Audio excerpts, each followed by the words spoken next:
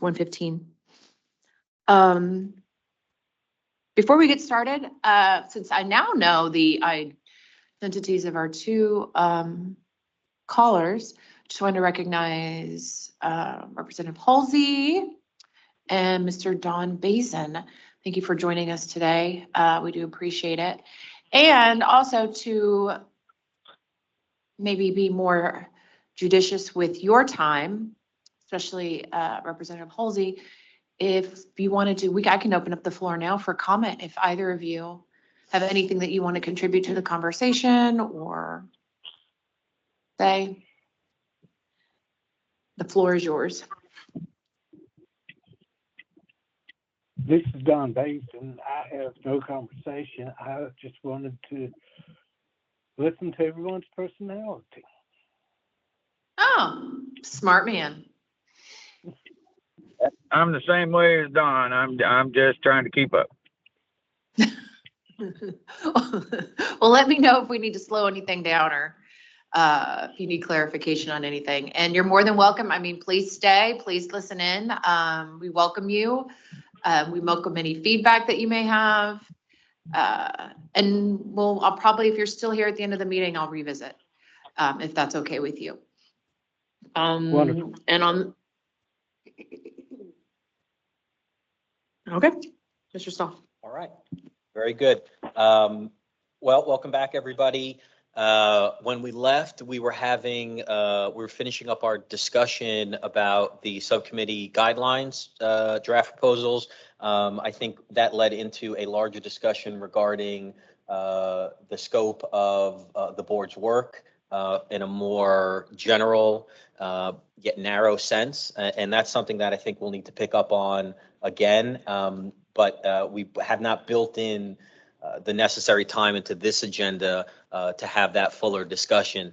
So if there's nothing further on that point, I'm going to move on to the next agenda item, and with the promise that we will revisit the conversation we ended earlier before the break. Is that okay with everybody? Okay. Quickly, and this one won't take that long. We're still on our subcommittee work, and we have some drafts to take a look at.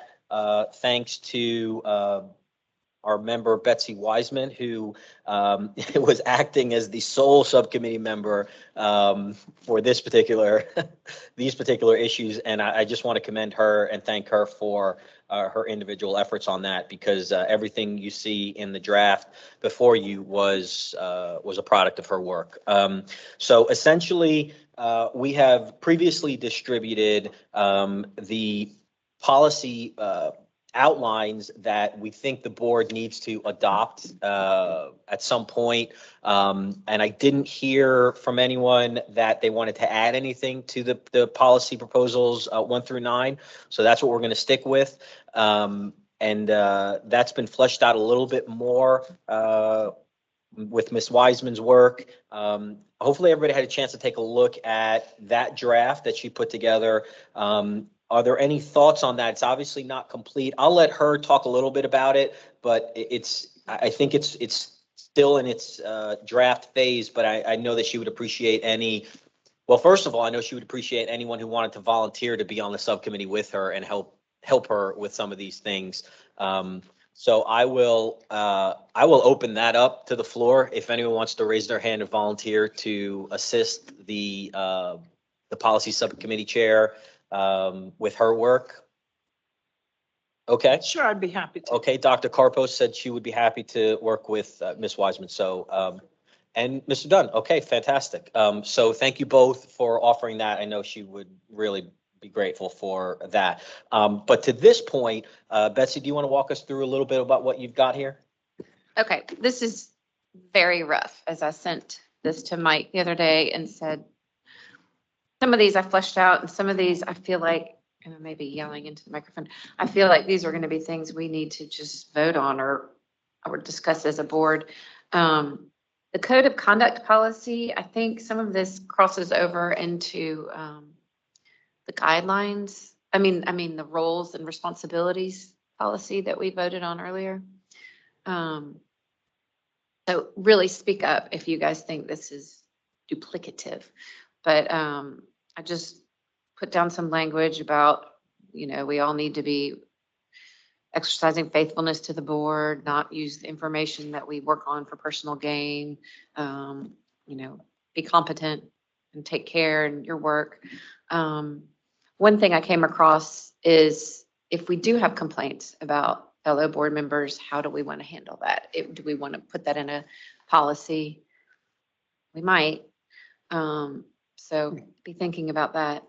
Board member attendance policy, same thing. I just came up with language saying no member shall miss more than 2 public meetings per year, because by statute, we are required to attend monthly public meetings.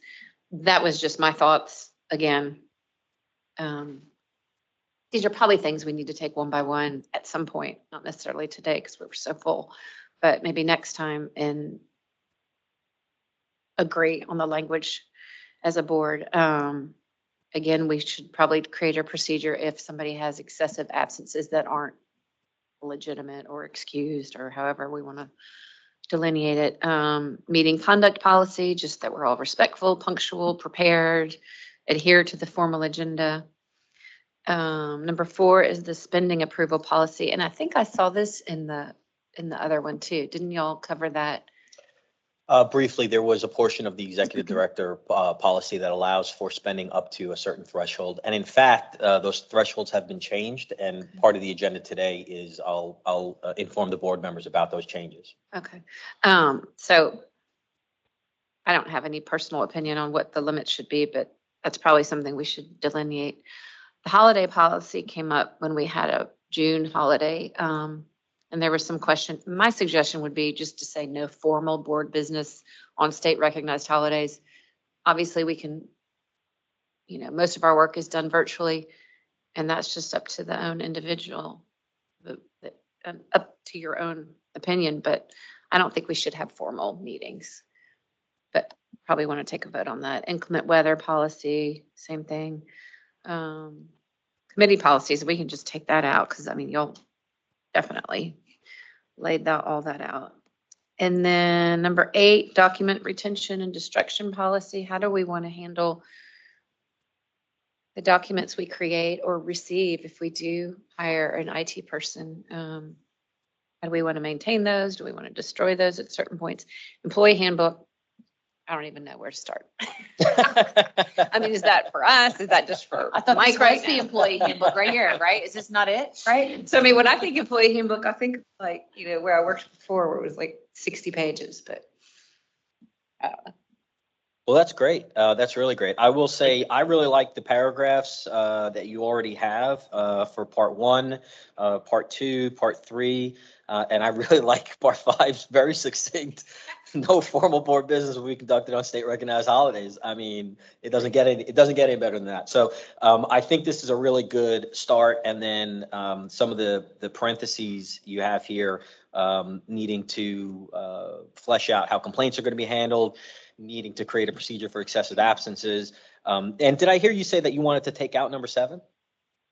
Yeah, I think so. Wasn't that, I think y'all were very thorough in the, I blank out what the different guidelines were the roles and responsibilities? yes, roles and Okay. responsibilities. Is everyone okay with removing number 7 as an independent policy? Yes, Okay. I had a point on number 4.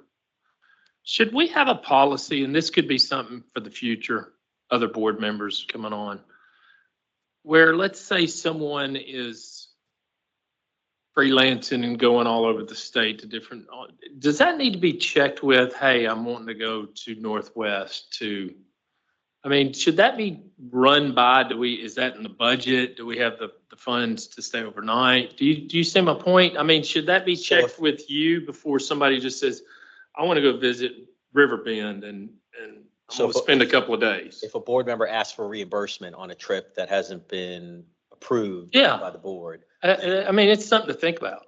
Okay. I don't know. Did the subcommittee members hear that? That's probably something to think about and maybe think about creating policy. Yeah. Okay. Okay. I'll That's put great. that under 4. Okay.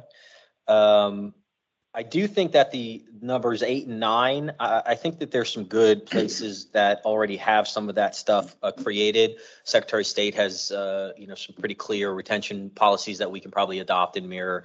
And then the employee handbook, to Betsy's point, is not, it doesn't need to be the 60 pages that it may need to be for a larger department, but it probably should include, some basic stuff. And so we could use that draft and then pare it down pretty easily. So I think that's a great start. Now that we've got some more committee members and Betsy's work on the front end, I think we could flesh some of this out and then have more to discuss at the next public meeting, if that's okay with everyone. Great. Thank you, Betsy. Okay. We are on to the second half of our agenda. And the second half of the agenda is much more substantive than the first half work was. So I would caveat before we begin the second half with, if anyone needs a break, please let me know. We don't have any breaks built in right now. And there's going to be a lot of discussion on a couple of important topics. So if anyone feels like they need a break or things need to slow down, please let me know. We can do that. We have the room for as long as we need to get through these things. I would really like if we could have some conclusions to the following topics, because they're important. Okay, let's get started on the first item of this agenda item of the second half, and that is the information technology consultant discussion. As everybody is aware, we had an interview with an IT consultant a few weeks ago. His name is Don Baisden. His resume is the first part of the packet in front of you. If anyone wants to review that, that was an opportunity that we had, and we appreciate Mr. Baisden's taking the time out to talk with each of us. And I appreciate everybody's preparedness for that interview. I think it went well. I think a lot of our questions were answered. At this point in time, it's on the agenda item for a discussion about, first of all, if we think we need a IT consultant. Secondly, the scope of that IT consultant's work. Thirdly, if we believe that Mr. Baisden is the best choice for that consultant. And then next, if that's not the case, but we still think we need an IT consultant, do we want to continue to visit other candidates? Those are the points that I'd like to hit on. And I'd like to open it up to anyone's thoughts. And like I said, hopefully we can reach a conclusion on each of those points. So I'll open it up to the board members about that first question. What are our thoughts about utilizing an IT consultant? Before we get started, I just wanted, Mr. Baisden, I am not sure that for myself, I'm not sure that I'm entirely comfortable discussing your possible employment with you in the room. That being said, I will give you the option because this is a public meeting and you are more than welcome to stay. I just wanted to express some concern with maybe perhaps the discussion that would happen if you were in the room versus not in the room. I mean, just nature of the beast. But again, you're more than welcome to stay. I'm not even asking you to leave. I'm just putting that out there. So it's up to you, Mr. Baisden. I don't want anybody to feel uncomfortable, so I will just bow out of the meeting and hang up now. Well, and I believe some of our board members have your cell phone, so when we're done, right? Oh, that's true. It's on there. It's already on the resume. We can let you know when we're done and we'll welcome you right back in. Okay, whatever you feel like. I'm at your disposal. Thank you. Thank you, Don. Thank you, Mr. Baisden. May I begin the discussion since I was the one that cracked the ice with it before? Please. And this goes back to the points that we reviewed earlier about where the awarded good credits justified, and back to our statute, what we're supposed to look at as far as good credits being awarded. And our chair ladies hit it right on the head. We don't have the means to do that. And that's why, in my opinion, that this appointment is absolutely necessary. We need a person of Mr. Baisden's wisdom and experience and know-how, specific know-how, that can design what we need. We have the opportunity now to hire a 120-day employee that can design whatever we need as a board. If we want to search how many weapon violations there were in disciplinaries statewide or by facility in a single search, he could arrange that for us to where we can do that independently. And we don't have to rely on anything. Can you get us this? We're working on it. And can you get us that? And it has an opportunity to allow our board to be independent in what we're looking for, what we're looking at, whatever it is. And we don't have to rely on anybody from any other agency to get it for us. We're able to look it up ourselves. And he has the capability, because of his experience from Department of Safety and Department of Correction, and then his outside private experience in project management, Microsoft and databases and communications. He knows exactly what to write, what to generate, to formulate, to articulate, and to take our order and produce the platter at our will. We need to see, we could tell him we need a monthly report on any good credits that have been awarded and any justifications that are available. Can you provide those for us? And they'll come in a report. So all we would need to do is look down the list that comes in once a month. Okay, these credits are being awarded. They don't look the same as Trousdale compared to Riverbend. What's going on? Or would give us opportunity to look at something else. I see this inmate's receiving more good credits than he should, according to what he's involved in, or whatever. And it's the other angle from going to look through disciplinary actions, because post-disciplinary board decisions, we should see these good credits being taken away for certain infractions. But we're not seeing good credits awarded by looking at disciplinaries. We have to go a different angle. And we don't have the means right now. We don't have, and such a search query does not exist for blanket search of good credits in TDOC, in ETOMAS. He can make that happen. What I like about this gentleman's specific experience, not only was he over that system and helped create what they have for 7 years, 7 years he was over the Department of Correction, but he's been in all 14 prisons, the 10 state run and the 4 core civic run. And inside of a prison, whether it's an electric gate, whether it's an electric camera, whether it's an electric system, electric generated reports, anything that has to do with computer related whatevers, he was oversight for that. He knows all about any system in a prison, anything. He helped manage that in TDOC for 7 years. We can find other people that can design a program for us, but at the current time, we'll not find anybody, in my opinion, and I don't know this man. I just know of his reputation and his resume, that we'll never find somebody right now, when our timing is crucial, that can provide what we need with his experience to back it up. And he'll be able to tell if something is off kilter, or this should be noted here, but it's not. And that's a finding we need to know about. And we don't know those things, but he would. So his ability goes beyond designing what we need, but he can also advise us, when you look up this kind of report, this is what you should see. We don't know everything that he knows as far as what he could tell us we could be aware of. So can I just clarify before you go, Chairwoman? So we think we need an IT consultant, and you think Don Basin is the best choice for that person? Absolutely. Okay. Chairwoman?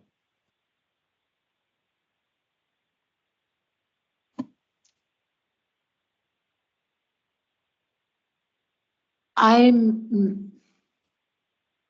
think Mr. Mason has experience in the IT field as a program manager, is that what it's called? What's it called? Project manager. It's a project manager. I am not seeing the same credentials in his resume nor from his interview that you have just spoken of. Like, I'm not seeing the same the extent of the qualifications that you're talking about. I don't see that in his resume, and I didn't hear that in the interview. So I'm trying, where is that coming? Where is that coming from? And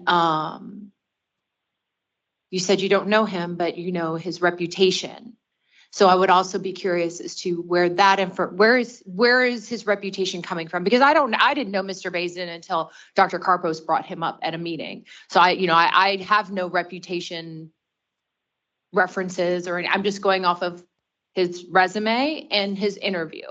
So I would be curious if there's more background information that I don't have that you have, right? To make a better informed decision. Sure, he wasn't just a programmer or into programming and not just an expert in those, but he was the director of information services, everything over TDOC for 7 years.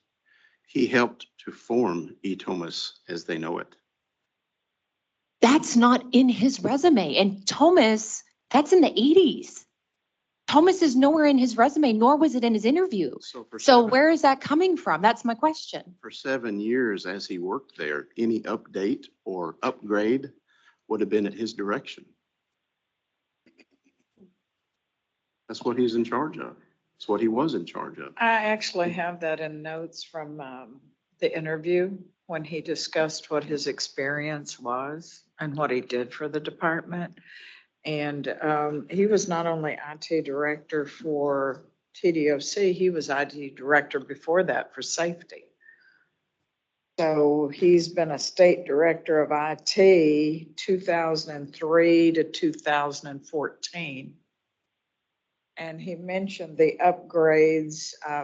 Vanessa, you're absolutely correct. Thomas was created 25, 30 years ago, but he indicated that he was responsible for working on approving and making sure that things operated appropriately for upgrades to Thomas. So Vanessa, can I, Thank you for that clarification, Dr. Carpos. can I ask, do you think that we need an IT consultant at all? Or we do, but maybe Mr. Bazin isn't the right person?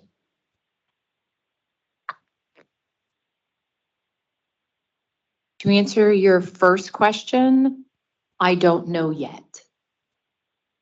Okay. I think before we can decide what other staff we need to define our parameters and what it is we do here, which we have all admitted we need to have a meeting about, right? So unless and until we know exactly what it is that we're doing, we don't know if we need an IT specialist. And what kind of IT specialist with what type of expertise and what will that IT specialist do for us? That's where I'm at. Does that answer your question? Yes, thank you. I have two questions. Yes, that's good. Why can't we vote today? Or should we vote today on what our parameters are? And secondly, why do we need the IT specialists? And caveat to that, this is all so far over my head that we very well may. I just don't, like when Mr. Dunn said he could generate a monthly report on good credits awarded. Can't we do that ourselves? Isn't that our job? And it may not. I mean, I don't know. I'm posing the question. Well, let me speak to the first part of your question. Part of the reason why we can do whatever we want to do, but we wouldn't have enough time to get through the agenda that is set if we probably take up that first issue. And then I think we have some people who may not even be able to stay for the remainder of the day, even to get through that agenda. So we could, but if we lose bodies, we're very close to not having a quorum now. So we probably wouldn't just legally be able to do that. We could have the discussion, but we probably wouldn't get to a vote on that just because of time. It's a great question. And that's why I would like everyone to get a stronger understanding of what we're looking for out of an IT person and then ask ourselves if Mr. Baisden is that right person. So that's why I sometimes I will clarify with everybody whether, to what are they asking about, or are they speaking to? Are they speaking about Mr. Baisden specifically, or are they speaking about the IT portion more generally? I think, I know that we have somewhat of a technical expert, or more of a technical expert than maybe the rest of us can claim to be. Mary, would you be able to talk a little bit more about Betsy's question regarding the benefit of an IT person generally? Yeah. And Betsy, I think that's a really legitimate set of concerns and questions. And just to kind of connect the dots across the last 2 other public meetings we've had, we've been talking about a case management system or an electronic records system.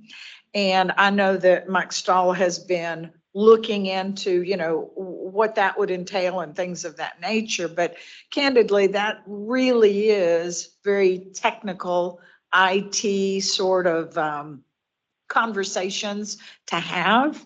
And so the thought about why to have an IT person, not necessarily a full-time IT person, but at least have a consultant IT person that we can use if it is necessary, for Mike to have that sort of expertise at his fingertips, would be so that we can have a better handle on what STS can provide us in terms of a case management record. And by cases, I mean whether it's individual incidents or individual offender documents where we want them collected together.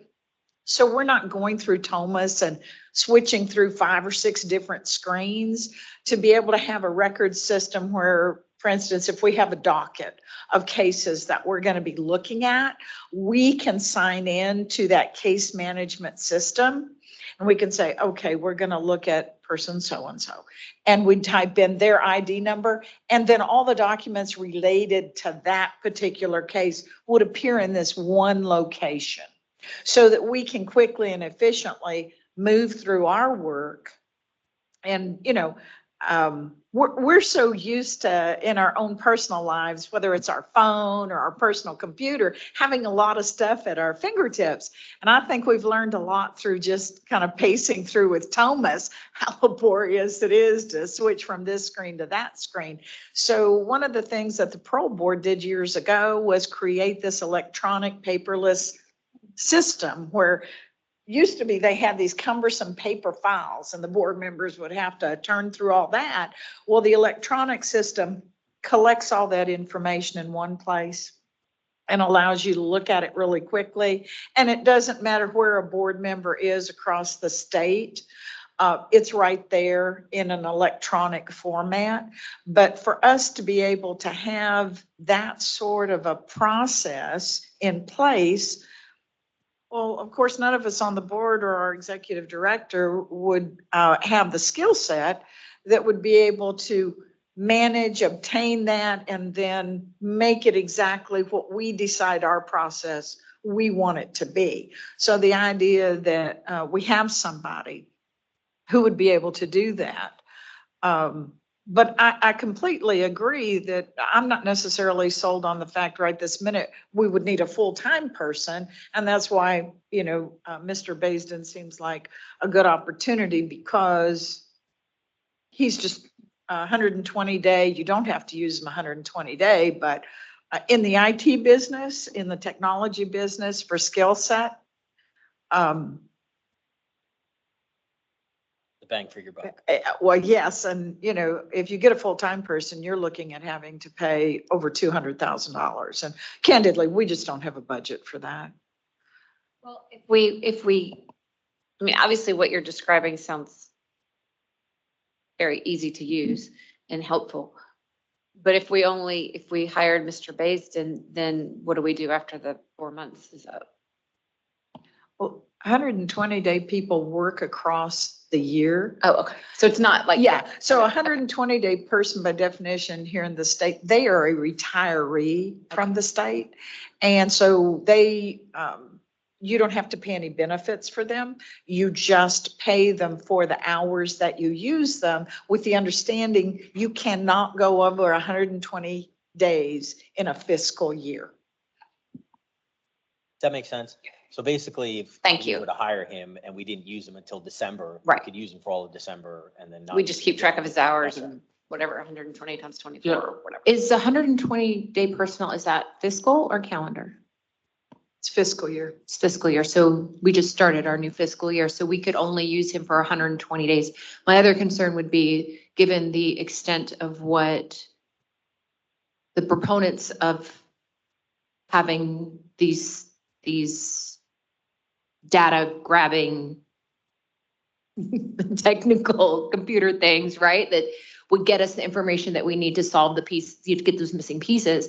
It seems, my concern would be that it's gonna take more than 120 days of his, to write them. Because during the interview, it was, he's gonna write it, he's gonna do the whole request, and then STS is gonna go off and come back, and then he's gotta review it. He said he would not leave us in the lurch by ourselves, right? So, and given the, some of us, like Dr. Carpus, are a little bit more savvy with this database and the information that are in it, but some of us, like Ms. Wiseman and myself, so I might need a lot of handholding.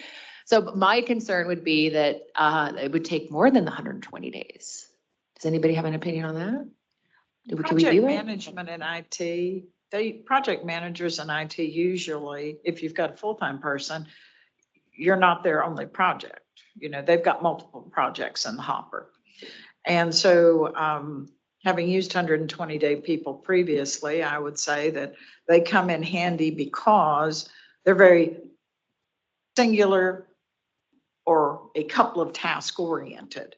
And you're not on the hook for paying them for all those other hours when you maybe don't have a question for them.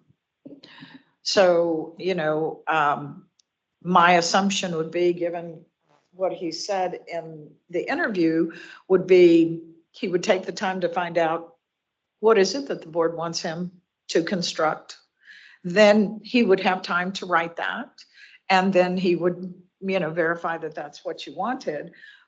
And then he'd have to write the specs for STS. But while STS is working on those specs, if he were a full-time employee, you'd be paying him while he's waiting for STS. Because he's a 120-day employee, you stand back and let him do that. But to the point about what he was talking about, and I wrote it down in particular, he talked about exception reports.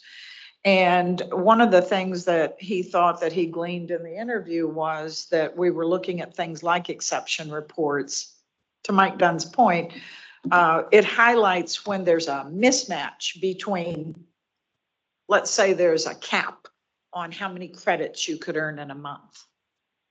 And an exceptions report spits out anybody who went over that cap. So they're an exception to the rule being there's a cap. And so the logic simply looks for, show me anybody, if they exist, who go over that cap. And so he produced an exceptions report. And that is separate from a case management system. Remember a moment ago, I was talking about collecting information about a particular individual so you could go straight to a particular case.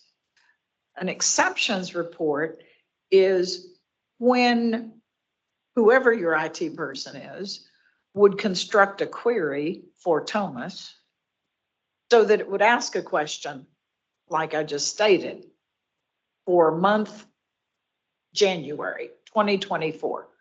The cap of sentence credits is this. Show me any exception to that rule. So that doesn't work in your case management system.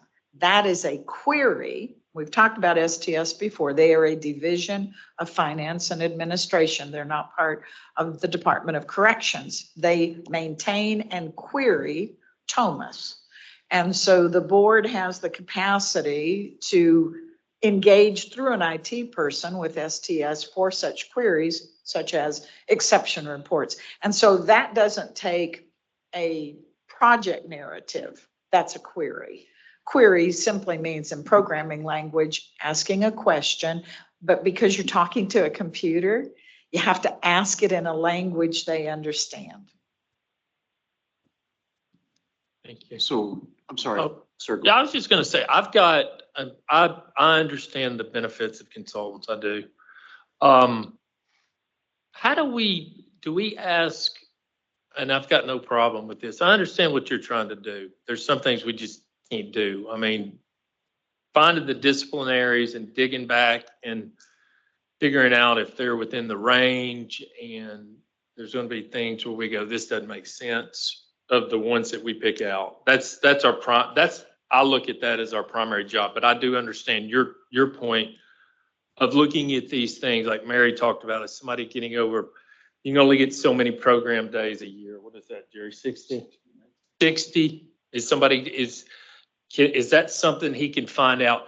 And I was asking Jerry, we're looking at something that when we're going through them, we're really looking at, all right, this guy got a B, B, or C. If you get those, if I'm not mistaken, you get any write-up for that month, you're supposed to get 0 for that month as far as credits.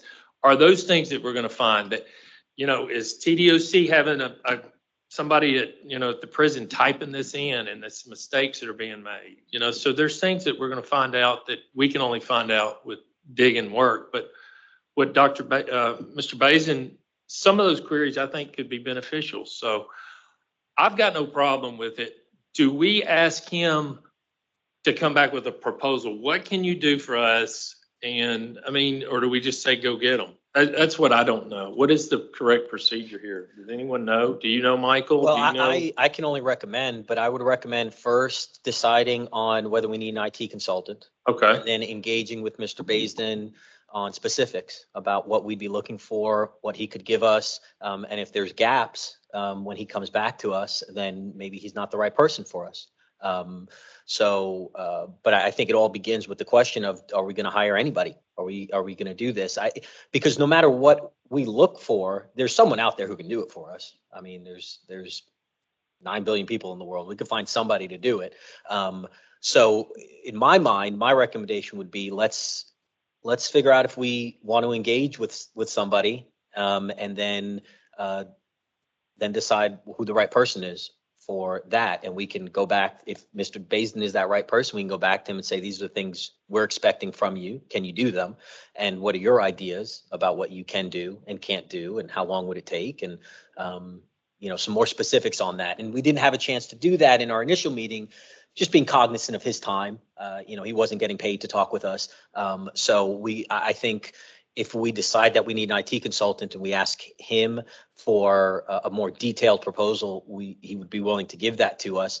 And then at that point, we can decide what we want to do with that. So there's a couple of different ways to go with it, but I think it all sort of begins with, do we want to go this route or not? And let me ask you this, when we say, and it might take him 10 hours to come up with exactly knowing what, thinking about what we might need, do we pay him for his time for that? Or is that just, he's making a proposal? Does anyone know? I do not know. It depends. I mean, I think if we can put a board member on point and engaging with Mr. Baisden, explain to him where we're at in our process and what we're looking for, and we can probably let him know what our limitations are, and that until he's contracted, we wouldn't be able to pay him. But we need some more specifics on, we've decided that we do need an IT consultant. We want to hire somebody, and we'd like to give you the first opportunity to discuss with us our specific needs and your specific abilities to provide success there. I think he would be willing to engage with us in a non-paid capacity in order to answer those questions. But if it would probably be up to him to decide whether or not he wants to do that. Yeah, and I was just going to ask from Jerry, do you have comments? Or, you're part of our group. I look at it. Do you feel you would like to have a comment about this? Well, I'll let someone may say anything that I want to say anyway. So I'd love to hear from everybody independently first, and then if I think maybe there's something that's worthwhile that hasn't been said, I'll chime in. Can I ask a quick question before Jerry gives his thoughts? Because I value your opinion, but do we pay all the 120 hours, or only the hours he uses out of those? Like if he only the worked? hours he works. Okay. And this may be going back over ground we've already talked about. Why can't we use STS to do this work? Just because it would take too long? I'm happy to answer it, but Because we wouldn't pay them, right? Betsy's question was, would it be more efficient and in some ways more financially prudent to just go through STS and not hire an outside consultant? What's the benefit of having that outside consultant talk to STS as a middleman if we can do that ourselves? Well, if the board had the ability to write tech specs and provide those to STS, but somebody has to interpret the tech specs for STS. STS will charge us for that, and we could certainly go that route. And it's not 120 hours, it's 120 days. Yeah, it's 120 days. And I think he said in the interview, it's $40 or $41 an hour. So, you know, and you're never obligated to use a 120-day person. I mean, they're retired people. It's a pool of retirees from the state of Tennessee that you can bring them on board and use them 5 days, you know, and Anyway, Jerry, I didn't mean to cut you off. Will the other one? My question is, I understand that Thomas has behavioral days and program days logged into it by the facilities. But by the meeting that Director Stahl and I had with former Commissioner Tony Parker, he said that Thomas had a safety built into it that would not allow it to receive over 8 days behavioral or 8 program days per month. It red flags it if they try to put in more than the 8 days that is allowed by the statute.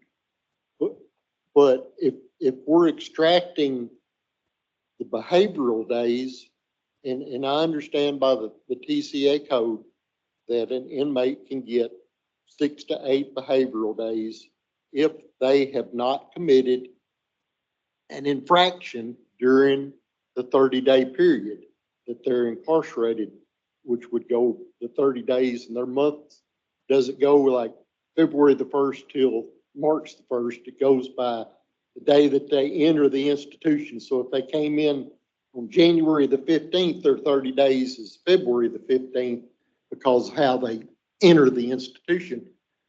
But if we're looking at the days that are applied to the inmates, we're going to get basically 20,000 roughly inmates a month that are receiving behavioral days or program days. But there are people that are in Department of Corrections that are doing 100% sentence, like a life sentence, and you can look them up and they've got 1,600 behavioral days. Well, it doesn't make any difference as far as they're not going to get released. They're doing 100% of their sentence, but they still get the program and credit days. So I know it would help us to see that if the good days were being issued fraudulently, we would see that. But to me, the only way that we're going to see if to be a inmate disciplinary oversight board is we've got to review and oversee the disciplinary acts. And if we see a person that we're going to start noticing the same person, and you can click on their incident report and it'll give you 10 incidents that they were written up on in the last 10 episodes, could be months, weeks, whatever. If they're having days taken away from them, but then we look that they were written up in February of 2024 and they received behavioral days February 2024, then somebody's messed up. That's a red flag. But is the information in Thomas that's going to tell us why that they got either 6 days or 8 days, because 6 days is the standard, and they have the 2 days bonus. The program days are not set by the warden. It is set by the instructor of the program, because you can have an inmate that attends a technical school, and he's just a warm body in the seat. It's up to the instructor.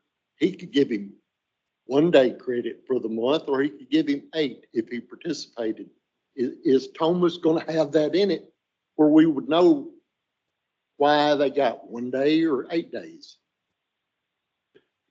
My understanding, it depends on the person entering and whether they put anything or not. And that's why we need, if we see discrepancies, we need a report generated to us. They should be reporting to us these stats requested by us, where we don't have to keep asking for things. Can you give us this tab? Can you give us this tab? Well, we're working on it. We need to have our own independent system designed whatever we would like. Can you show us this? Can you show us this by month? And right now, we can't see those things, especially just the good credits awarded, because we will find examples, because they're there, of inmates who have done things wrong or are known for doing things wrong, especially through affiliation, that will not make it through the disciplinary board process. So it won't show up as a result of the disciplinary board. But we can generate a process to where, if we can evaluate, if we just have a monthly report of all good credits awarded, filtering out the things that don't matter, like you were mentioned before, to where we could just focus on, and then we could actually reach out to local facilities if we need to. Questioning these separate 5 inmates. We know they're heavily affiliated. We know they've been in trouble in the past. We hear whatever. Is there anything we're missing about this? And ask the institutional investigator. Yeah, we've written him up for this, but it never makes it through the disciplinary board. And we could point that out. Well, that's a finding. This guy's under the radar. And those are the ones we're supposed to find, so the powers that be can make a decision on, are they letting them out too soon? That's not our decision, but we're supposed to find out if the good credits awarded are improper. And that's a reason we need eyeballs. We're flying without a radar right now. There's certain searches we can't do that this man or someone with his talent, hopefully, can find for us. But I just like the idea of this specific man, because he's been there. He's been at the top. He knows. And he knows the culture of each facility. He was over it. And every facility is going to be different. They will be. But he knows. My question would be, and I understand exactly what you're saying, but I know that Mr. Basin can write the query, and he's going to present it to STS. But if the information is not in the Thomas system, can it still be pulled out? Because like you're using the example that somebody was written up on a disciplinary and it never makes it to the D board, or makes it to the D board. Well, if it made it to the D board and it was dismissed, the TDOC policy says within 14 days it's deleted out of the system. So is that going to show up? Yes, there is actually a report for deletions. And Mr. Baisden could request the deletion reports. So just because it's deleted from Thomas doesn't mean it disappears. Right. There's a tracking system and a report that is actually all the deletions. And that's a really good place to start looking. Could we not request that report? I mean, We could request it along with all the other things we've requested. The question is, when do we get it? We should be able to seek information and get it at our disposal in our time frame. okay, That's my. I agree with you. main No, reason. myself and And Mr. this- Stahl very strongly agree with that This statement. make every one of our jobs easier to have it at our fingertips. Right, so I just think I picked something you put down. And again, Dr. Carbos, I agree. Yes, when we ask for something, we should have it in a timely manner, whatever that, right? I don't think a Mr. Bazin is going to solve that problem just because Mr. Bazin asks versus me or Mr. Stahl or you. I don't think so. What I think I'm hearing it's being alluded to is creating our own system. I know he mentioned it. Okay, so Yes. right, but that creating our own system, I think that definitely goes beyond 120 days. And Not who's necessarily, but who's you're going to catching on. pay for You're it? catching on. Who's going to pay for it and who's going to authorize the release of all that information? Again, we're looking at all this red tape. And I'm just like, these are just me throwing these, and I have thought about exactly what you were just saying, like this whole, when he said, we create our own TOMAS almost, right? Like, let's just call it that. It's our whatever information, right? Our own system with all the stuff that we need is in there that we can go in and get it whenever we want.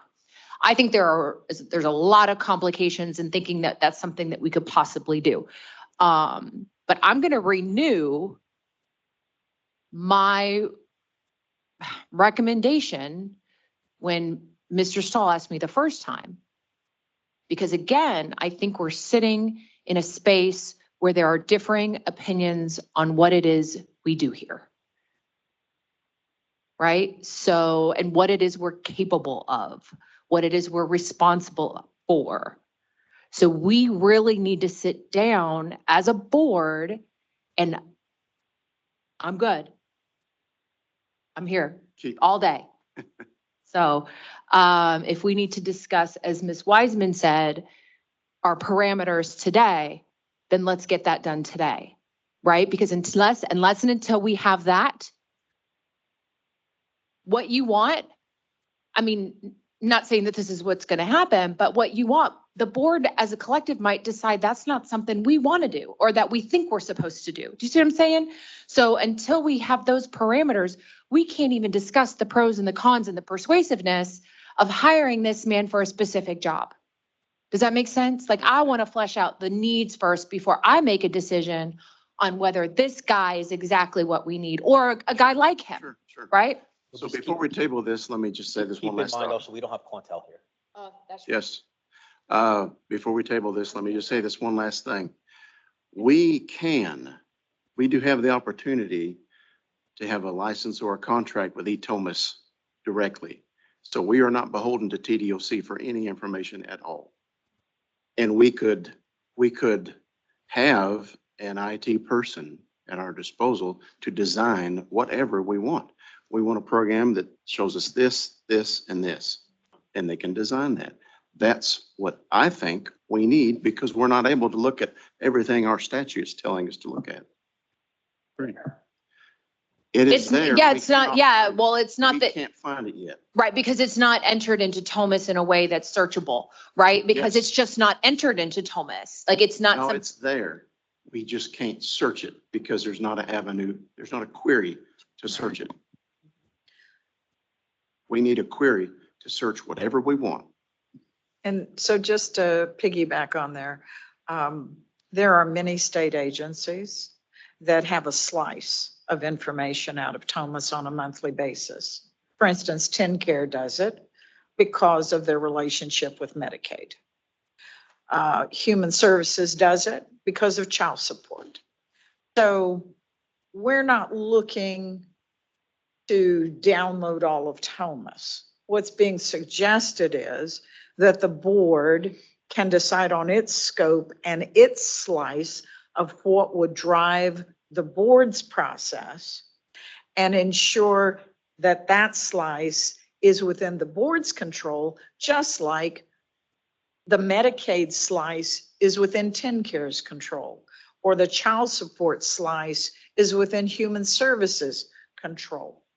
So when you have that kind of an arrangement to receive that information, you have to have a vessel to receive it in. And none of us as board members are able to construct that vessel. And whoever you get as an IT person can construct the vessel. But I will put this in context. The Department of Corrections spent several years under contract with a vendor to provide a replacement for Thomas, and that failed because Thomas is complicated and Thomas is nuanced. And having someone with direct experience with Thomas, whether it's this guy or somebody else, just having somebody else who knows databases, they don't know Thomas. And we're now entering year 2 of this board. And we're still sitting here talking about how to develop a scope and how to receive information so that we can do our work. And so I'm not trying to rush things, but on the other hand, I'm trying to be mindful. We're in year 2, and having someone available to us who may not be available to us when we get around to it, who has IT experience with Thomas. There aren't a lot of folks like that. That's it. Well, I'll throw out there that we had one suggestion for tabling this issue. Obviously, I can't make any motions, but if we've said a lot, I think it's been a really good, healthy discussion. Like I said at the beginning, I think the 2 big questions are, first of all, do we want to engage an IT consultant for all these things that we talked about? And then secondly, is Mr. Baisden the person that we want to engage?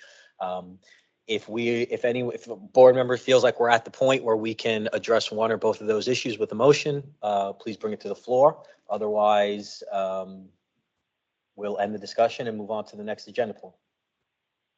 I make a motion that we take a vote on whether or not we do or don't need an IT person. Second that. Okay, we've got a motion on the floor by Dr. Karpos to answer the question whether or not we need an IT person. All in favor of the motion? Aye. All opposed? All right, I've got 1 nay. The motion. Well, I'm confused. We're deciding right now if we're gonna hire an IT person? I don't know. Where's the debate? I don't know if we need. I'm gonna abstain from that vote because I don't know that we need one, because I don't know what our parameters for our job are yet. We didn't decide that. Well, I understand that, but there is a motion on the floor, so we have to vote on the motion. Okay. We can discuss it, sure. Yeah. I mean, so the motion is whether or not the board needs to hire an IT consultant. That's the motion on the floor. Again, I seconded it. And obviously, there's certain things that I know from experience that we need to look at that we do not have the tools to do so. Only an IT person with this type of experience can provide that. Okay, I'm sorry, Mike, Go one ahead. second. It seems we have another board member who has been able to join us. Mr. Lindsay, can you hear me? Yes, sir, I can. Okay, welcome. That's great. You came in, I think, at a very good moment. How long have you been on? I literally just got through the airport and waiting to board another 11 seconds. Okay, well, just to catch you up a little bit, we are on, I don't know if you have the agenda in front of you, but we're talking about hiring an IT consultant, and we've narrowed down our issue to not necessarily Mr. Baisden, who we've been able to interview, but just more generally, whether an IT consultant is something that the board wants to engage in. And we've had, for the past 30 minutes or so, we've had some really good conversation about the benefits and possible cons of engaging with an IT consultant. And I probably won't do a very good job of summarizing that. But what I'd like to do is I'd like to give you a chance to give some feedback to the rest of the group. We have a motion on the floor by Dr. Karpos, and it's been seconded by Mike Dunn, about whether or not the board needs to engage with an IT consultant, whether that ends up being Mr. Baisden or not, just somebody who can assist the board with its IT needs to include Thomas compatibility, electronic case management, functionality and creation, just a lot of those little IT things that the board doesn't have at its disposal right now that might be beneficial. Mike Dunn was about to make a point discussing that motion. Is it all right if he goes ahead with that point, or did you want to say something? No, the more you guys can share, the more I can get caught up to speed. I hate for you guys to repeat yourself. I know you're there working hard, but go ahead, Mike Dunn. Thank you, Brother Quantel, and our prayers are with you, brother. We prayed for you earlier and hope things are as smooth as they can be, and Godspeed and give you strength. So my point was that thank you for the reason we do need an IT person is because we are asked to look at things that we have no tools to look at yet. And whether this man can do it in 10 days or takes all 120, he'll be paid accordingly per his work. And he can also give advice on where to look for certain things or what. But any IT person that has these qualifications, we're going to need, because we do not have the tools necessary to do our job. And the legislature is expecting us to evaluate good credits, and good credits being taken away. And right now we're not able to look at everything. We have to have some tools. And that's all I'm asking for is tools. And it's up to us to do the work after that. But we got to have the right tools to do the job. And if we don't understand what tools we need, just know this simple fact that we don't have the right tools right now. And we can meet later and talk about specifically what tools we need. And then we can approach whoever has a resume, say, can you do this for us, and this for us? Because we're going to need to see this, and this independently and unfiltered. Can you provide that? Okay. And can I just clarify? So the motion we're discussing now is to hire an IT person or not, or is it whether the board will take a vote on that?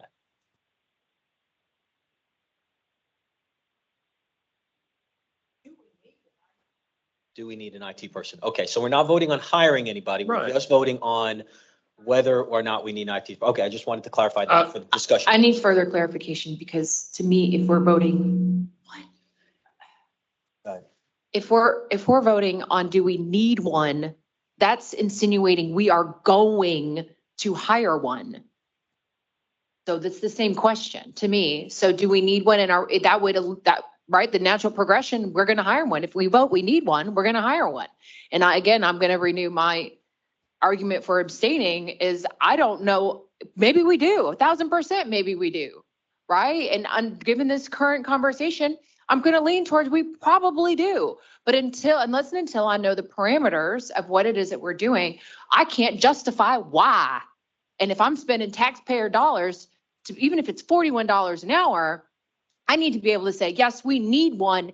And this is why, because our board decided this is our responsibility, right? So in order to do X, we need Y. And unless and until I have X, I can't justify to anybody to spending their money to get Y.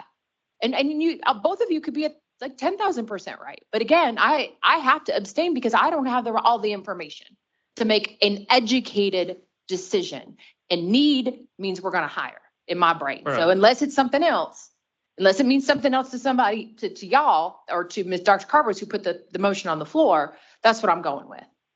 That's kind of, I feel like I'm qualified enough to say, no, we don't need one, but I'm not ready to hire one today. I'm not ready to vote because I'm assuming if we vote, yes, we're going to need one. Our next question is going to be, are we going to hire Mr. Basin? I'm not saying he's not the right person. I just am not comfortable making a commitment yet. Could we not just have him bring something to us to see what he can do? I mean, I believe that it could very well be advantageous. So I'm tending to agree that, I mean, it might, I think the question is, do we even possibly need one? Is that better? So we might hire him, we might not. I mean, this is how I see it. I believe that Jerry and I, and everybody's been working on this. I do believe, and I've talked to Mike Dunn about this as well. There are two avenues to handle our mission. I do believe that. Disciplinary is absolutely one of them. That's the one I'm kind of focusing on, where we check the A's, what we've all been going through, and we go through Thomas and we read reports and we make sure that they took 15 months from this guy, but or they took a month from this guy, but they took a month from him last month for doing the same thing.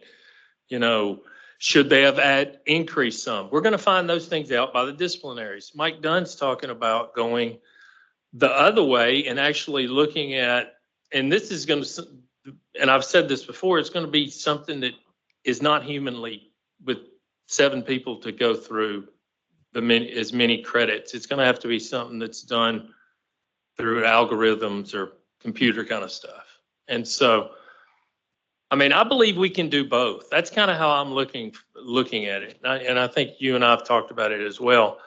We can come from this angle. We can come from this angle. I mean, I'm kind of focusing because I keep calling him Dr. Basin. Mr. Basin said it's going to be November. So we've got work to do right now while we're waiting for him to come forward on this way. And that's why I was kind of just thinking that if he brings something, and I don't know how consultants work. I don't know if they absolutely guarantee they're going to bring something to you. I think they see if they can actually do it. I mean, are we demanding that he's going to have something that we need, or could he come back and say, there's really nothing I can do for you? I mean, I don't know how this I exactly think it would works. be ideal if we don't know what we're looking for, some of us don't know what we're looking for. If we don't understand it yet, then it's hard to formulate a question for him. But if some of us that do know what is there, but we can't access currently, we can ask specific questions. We need a query for this. Can you provide that? Right. We need a query for this. Can you provide that? We need an exception report for this. Can you provide that? And can you get it to us to where we receive it on a monthly basis where it's provided to us? And then we can spend our appointed minds not doing the menial task because the computer's done it for us, but we can make the decision-making task. And yes, that's out of place. That's out of place. That's a finding. That's what we need to report. That's our job, not getting it, but deciding on it. And this computer generating queries that don't exist yet, we need to provide for us, because I agree completely on the disciplinary search. We have to do those things, but that's not our whole scope. And unless we have the tools to do the other, we're not doing our whole job. How is this not so far afield from what the statute says we're supposed to be doing? I'm sorry, ma'am. I mean, how is this oversight? I feel like we're trying to, and again, maybe I just don't understand, but I feel like we're trying to get in, like TDOC is hiding information from us and Thomas, and we're trying to circumvent that by hiring some IT to ferry through their stuff. That's how it sounds to me. Am I just missing the boat? I'm not trying to be disrespectful. I'm serious. No, you're not. I don't know how else to say it than that. Like when I listen to you say that, I feel like we're just trying to hire somebody. And at the end of the day, no, it's not that much money, but I guess it's the principle of the thing that I have the problem with. I feel like what we're trying to get, like Jerry and I were talking over the lunch break, we're trying to get to the place where we can sit down and start looking at samples of these and reviewing them, which to me is our job. And we're spending all this time trying to hire somebody to do research and queries, to pull out more information, to take us off further afield from our job. Am I wrong? You're not understanding what I'm saying anyway. Our job as oversight is to inspect the credits, because in the past, and it's what resulted in this legislation, men and women were getting out when they shouldn't have received those credits. not because they had good credits taken away, according to the disciplinary board, but because they received good credits when they shouldn't have. And the only way to look at good credits that have been awarded is through a query that we don't have. We need one to do our job with that. Now, no agency likes to air their dirty laundry, but we have been asked as an oversight board to look at dirty laundry. That's why we need to do it independently, to where we're not asking them constantly, can you show us this? Can you show us this? Can you show us? No one wants to do that. You don't trust the paper. Please. Do you I think they that will? would be similar to saying that the comptroller doesn't trust them. The comptroller comes in and audits them and prepares a report that's delivered to the legislature and posted publicly, not because we don't trust them, but because compliance requires outside eyes. So it's not a matter of I got you, I don't trust you. It's just how accountability is established through compliance and oversight. Yeah, and I'm gonna go back again and say, until we establish our parameters, because just this exchange here is saying there are two different stances on what it is we do here, or what it is we think we're supposed to be doing, right? As per what we were told by our appointing authorities, our interpretation of the legislation, right? Whatever the case may be. And until we can define where our boundaries are as a board,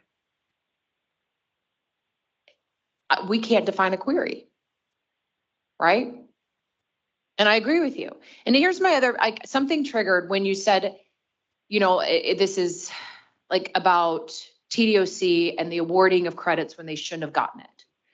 So it is my understanding that it wasn't the agency itself per se, it was the individual institutions that were screwing up, right? That there were inconsistencies, the way that the policy was being applied across the state.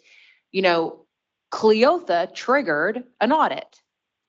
And then these inconsistencies among the different institutions across the state was discovered. Ta-da, here we are. To make sure that, you know, Morgan versus Whiteville versus Trout, whatever, all of these, right, different facilities are applying the rules the same. That it wasn't the agency we were supposed to be looking at itself, it was across, like, making sure everybody was consistent. So again, like, between maybe what you were told in a conversation and what I was told in a conversation, we need to match all that up. Because we just right here, we're different, right? And not saying you're wrong, or she's wrong, or you're, you know, maybe you're both wrong, maybe you're both right. I don't know. I think it's about, I'm sitting there, I keep reading this, Mary read it earlier. The purpose of the board is to review the grant denial and removal of inmate sentence credits by warden for good institutional behavior. Is that a first part, but it says behavior, and to determine whether sentence credits previously awarded should be removed for a commission of a major infraction, the class A's that we're talking about. So is it the review, the grant, denial and removal? Is that the first part? And then the second part is the disciplinaries? That's what Dunn's saying. There's two different parts. Or do you read that it's really about the class A disciplinaries? And like I said, I would have written that a little bit differently. We have an Do you see what I'm opportunity. saying? It's really how you read the statute. I mean, what do you think about the Let me jump in statute? quickly, because this is a fruitful discussion, but just to bring it back, I want to do two things. I want to just say again, the motion on the floor is whether or not the board needs to hire an IT consultant. So your point is well taken that, well, do we need an IT person to do that, which you just read? Does an IT person help us do that? That's the motion, and we can do one of two things. We can vote on that motion after this discussion is finished, or we can table it, but it's already out there. Just remember, like, we're gonna have to do something with it. And then I also want to give Mr. Lindsay an opportunity to say some thoughts because he's not in the room. And so he may not, he may want to say something, he's just not able to do it as easily as we can. Mr. Lindsay, do you have anything that you want to jump in with at this time? No, sir, not at this time. I heard Mike Dunn say we need the tools to do our job. Agree. Heard Betsy and want to get more information on, like, are we auditing TDOC? What are they hiding? So I think it's just best for me just to continue to listen, stall. If you guys just grant me that, so I could just hear both sides and then try to come to a conclusion in case if I can vote. I don't know if the statute, there's enough people in the room for me to vote online. So I'm just really listening right now and trying to catch up. But so would love to hear Betsy elaborate more on Mrs. Wiseman elaborate more on what she was saying so I could kind of just chew on that, and Mike Dunn as well. And I'm listening to the chairwoman, Murtaugh, and I like her points as well. So I think it would just be advantageous for myself and the board if I just continue to listen. Okay, just jump in.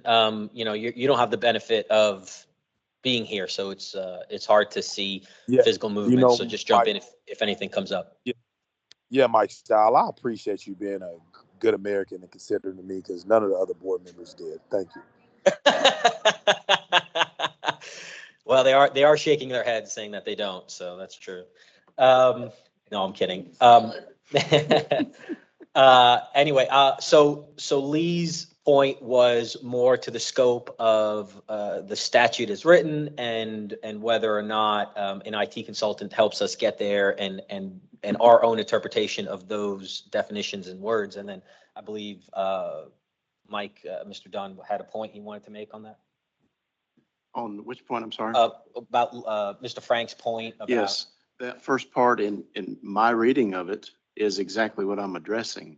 If we're going to evaluate good credits being awarded or the removal being taken away, we need a tool to be able to examine those, every single one. And a report can be generated to our custom desire by the right person. And that's what I would want to have, to where we can just sit down and we don't scratch our head. Okay, I guess we'll start with this inmate at this institution and go down every single inmate to see if they got good credits. That's, like you said, humanly impossible. But we can have the right person generate a custom report of what exactly we want to know. At Trousdale, how many inmates got good credits this month? And was there justification for it? How many had credit removed this month? What was the justification for it? That kind of a query can be designed. And it's very easy for us to use then. It's at our fingertips. It's independent. It's unfiltered. And we don't have to keep asking for something if whatever we want on the menu is designed. And we could use it anytime after that. Yes, ma'am. She's thinking. Here, before we dive into full-time, what do we think about, I don't know if we can take away the motion and just see what he can bring to us? I mean, to maybe let everyone see what he's proposing. I mean, well, that was part of. I want to be mindful of his time. I understand. And I was hopeful that the interview that we conducted with him would give us the knowledge we needed to, at this point, answer those questions. We could always go back to him for more, and I think he'd be gracious enough to help us understand better. But just being mindful of his time and his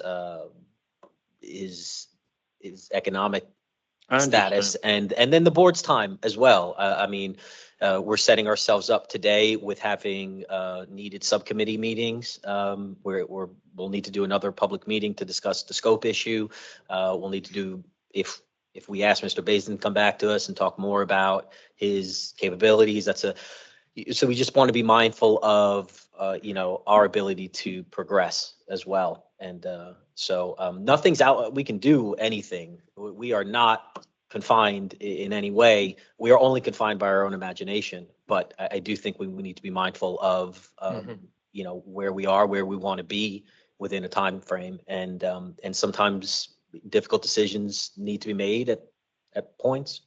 I don't know if we're at that point with this particular decision, but things will need to be decided, and then we need to move past them and move forward. So we need to ask ourselves, are we at the point where we have enough information? We'll never have perfect information. We have enough information to answer the question that's before us. We may not be there yet with this, but it's unlikely we'll ever have perfect information. So let me get this straight. So we're voting on if we want an IT person The first. motion on the floor we is, did. does the board need And an then the IT second consultant? thing is, are we voting that we're going to hire Mr. Baisden, or we're Well, going to ask Mr. Baisden to bring us a proposal that will pay him up to 10 hours of his time for? I don't know. The only motion on the floor, the only thing we're voting on right now is, does the board need an IT consultant? Once that motion is resolved, whether it's voted on or whether it's tabled, anyone is free to bring another motion Okay. that we can vote on. So the only issue that's being addressed right now is the answer to that question. And then beyond that question, we open it up again to whatever thoughts people have. Mr. Vassmeyer? I understand that to pull the queries, we need someone with IT experience to pull it. And I would be inclined to say that the only way to get it is you've got to have someone that knows, be able to talk with the SDS people on the same level to extract the data we need. So I would say on the motion, I could probably see that we would need an IT person, but to say that I was going to hire one, I would have to go back to Ms. Wiseman's statement before we had our lunch break, is exactly what is the goal of our board, what is our mission, what is our scope that we're going to be looking at. And then once we define our scope, and I think that's something we could do today, define our scope. Once we know what we're actually going to sit down and look at, and then we say, yes, we're going to need an IT person, then we've got Dr. Carpos and Mr. Dunn that could explain to the IT person the extraction they're needing, and he could come back and give us a proposal. Yes, I can do this, or yes, I cannot. But it's hard. I wouldn't be able to hire an IT person right now without knowing the answer to Ms. Wiseman's question on exactly what we're looking at.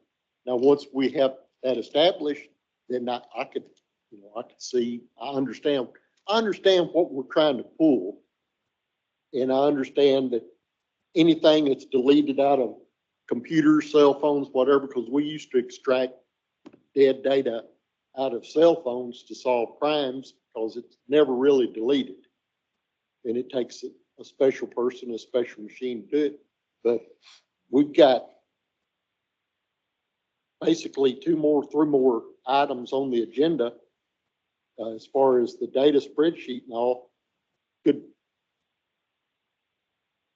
we move on the motion?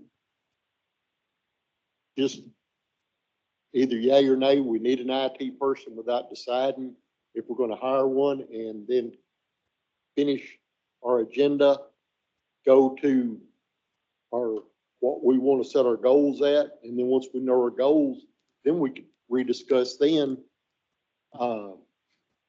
if we need a proposal from from the IT person, whoever it is, on what our extraction is, because to me, we're in July 2024. We've been enacted since January the 1st, and we're almost on the neglect of duty phase.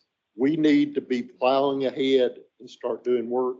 And if we've got the ability to start looking at our disciplinary oversight, and if we need to get more reports, then let's work on that too. But we need to start looking at disciplinary actions now. And if there's other stuff we need to extract, then we can do that. I think we need to know our scope, and I know I've talked in circles and I don't talk a lot. That's what I've come up with. Point of order, All this. Executive Director.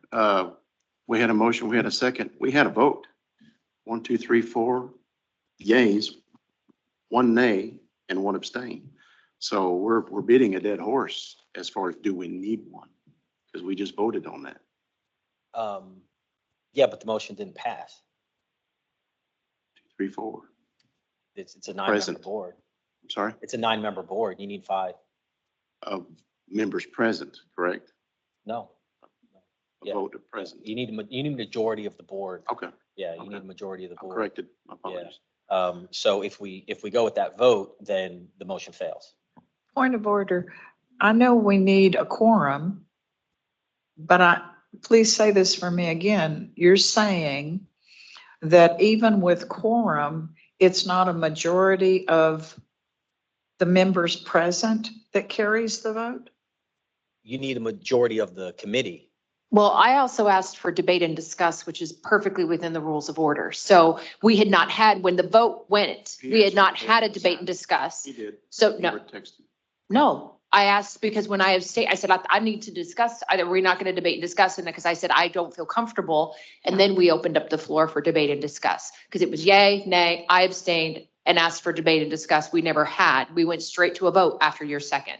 So I thought in you said- theory, the vote needs to be done again. Vanessa, I'm not disagreeing with you and I'm perfectly, that's why I said we do need to discuss it. And, let's take a vote, but I want to have clarity on what we're saying. To pass it. Moves So if a you have motion. quorum- if you have quorum present, if you have 5 people present, Uh-huh. you don't need 3 votes to pass a motion. That's not enough. Okay.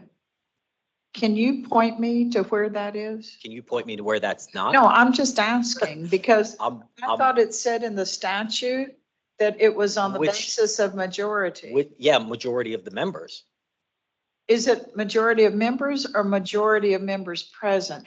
What does it say? I'm not, I There is- haven't taken a position. Yeah, but I'm I'm asking honestly you, trying you're- to ask. I understand, but you're saying the statute. What does the statute say? That Okay, you're I'm saying it gonna says? look now, but I Take- just wanted to look. understand what you said. What did you say? I'm saying that it's the majority of the members have to vote in order for a motion to pass. And it's not a majority of the members present, because you could have 5 members present for a majority, in which case. For quorum. Quorum, in which case, if 3 members vote on a motion, the motion passes, because that's a majority of the members present. But that's 3 out of the 9 committee members.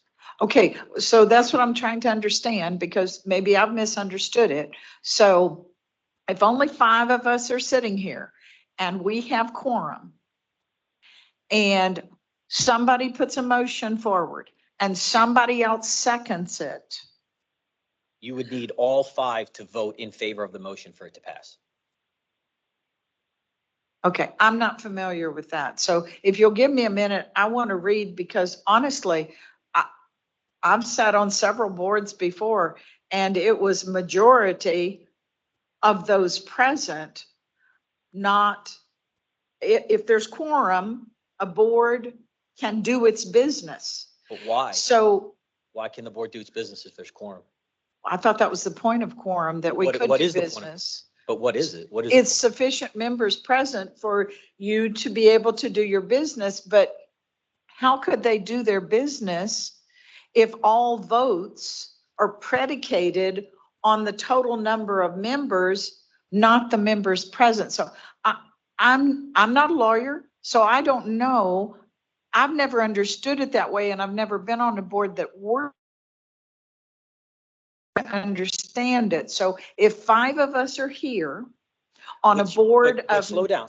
5 people are here representing a majority of the total membership of the board. Correct. Could be 4, could be 6, whatever quorum Mm-hmm. is representing the majority of the board. Mhm. Okay, now you're saying that only a smaller majority of the quorum can vote for the entirety of the board. But what you're saying is if there's quorum at 5 Mhm. and all 5 don't vote exactly the same, then no decision can be made at that public meeting. Because that quorum, those 5 represent the board. No, I understand that, So but I you're don't saying. understand why you would say, or how it could be interpreted, that only you have a board of a specific size and less than a majority of those Okay. board members. Can I just jump in?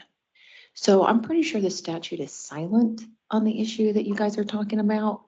And also my understanding, since I was, as the chair, Rules. I was given this great little thing because I'm the chair. The chair then gives the necessary directions for the group to vote on the motion. Most motions require a majority of those present and voting to pass. Some require a 2/3 vote. And I did look at the section on quorum, and it was silent on that. This is the only thing, Robert's rule, given to me by the state of Tennessee, this book says That a was majority. given to you by me. Well, you're the state of Tennessee, okay? Like, I'm assuming your office bought it, okay? No, they didn't. Most motion, okay, well then given to me by you, Executive Director Stahl, arguing this exact issue. I'm just saying. Most motions require a majority of those present and voting to pass. Some require 2/3. This is not one that requires 2/3. It requires a majority. And according to Robert's rules, it's the majority of those present. I, at the beginning of this meeting, established we had quorum and could conduct the meeting and do business. I'm going to side with Dr. Carpos on this one.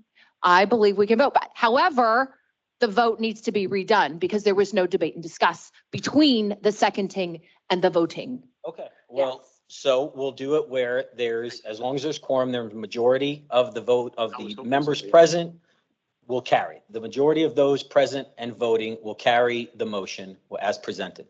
So we have a motion on the floor.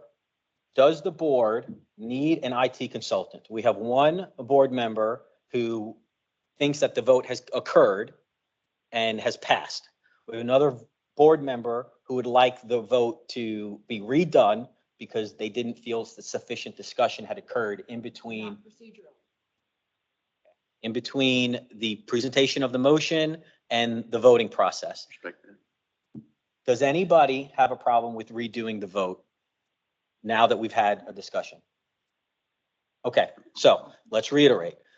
There's a motion on the floor by Dr. Carpos asking, does the board need an IT consultant? That motion has been seconded by Mike Dunn. I'd like to do a roll call vote for that motion. And I'll start with the left side of the room. If you're in favor of the motion, please say yay. If you're against the motion, please say nay. No, Carpos? but I was gonna say, since we have a quorum here, Quantel can vote. Yes, he can vote, and Okay. I'll get to him as well. Okay. Yeah, okay. So Dr. Carpos, do you have a vote? Yay. Okay. Mr. Vastbinder, what is your vote? Yes. Yes. Okay. Okay, we have one abstaining. Okay. Ms. Wiseman, you're going to abstain as well. Okay. Yeah, Okay. Mr. Lindsay, it's your turn to vote. Do you understand the motion and what we're voting on? We are voting on the motion to hire someone. Did I hear you right? No, and I'm going to turn your volume up so there may be a little bit of feedback. The motion on the floor is whether the board needs an IT consultant, not whether the board will be hiring an IT consultant at this time. It's just a question of need. And we have, Okay. And because of my lack of knowledge on what's been going on, I'm gonna just sustain and just hold off from this one. I'm not gonna vote. okay, so we have 7 members present, 3 abstain, 4 vote yay. So the motion passes. Okay, so what we have voted on today is that the board does need an IT consultant. And there are outstanding questions about the scope of the work that IT consultant will conduct for the board. There's outstanding questions about that particular consultant and who they will be. We have a candidate now, but we will revisit that candidate and at a later time. With no objection, let's take a 10-minute break to use the bathroom, and we'll come back at 3 o'clock, which is 12 minutes. All right.